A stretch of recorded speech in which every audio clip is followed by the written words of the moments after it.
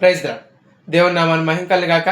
మరొకసారి కలిసిన భాగ్యాన్ని దేవాదేవుడు మనకు అందించినందుకు దేవుడికి కృతజ్ఞతాస్తులు చెల్లిస్తూ నిన్నటి దినం ముందు మనం ఏం నేర్చుకున్నామో దాని దినం ముందు మళ్ళీ ఒకసారి ధ్యానించుకుందాం.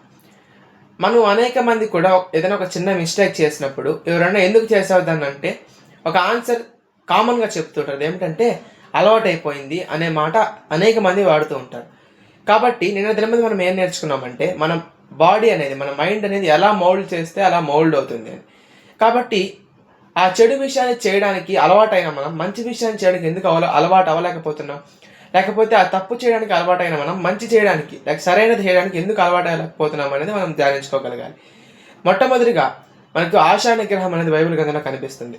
మనం కానీ దేవుని ఆత్మశక్తిని పొందుకోగలిగినట్లయితే మనం ఖచ్చితంగా ఆ అలవాటును మంచి అలవాటుగా మార్చుకోగలం.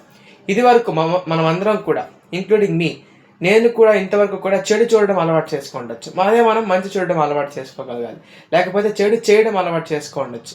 ఇప్పుడు మంచి చేయడం అలవాటు చేసుకోవాలి. లేకపోతే చెడు మాట్లాడడం అలవాటు చేసుకోండొచ్చు. ఇప్పుడు మనం మంచి మాట్లాడడం అలవాటు చేసుకోవాలి. కాబట్టి అలవాట్లు అనేటివి మనం చేసుకునేటివే మనకు అలవాటుగా వస్తాయి. కాబట్టి మంచి వాటిని అలవాటు చేసుకుందాం. ఈ వాక్యం దేవుడు దీవించి ఆశీర్వదించును గాక. ఆమేన్.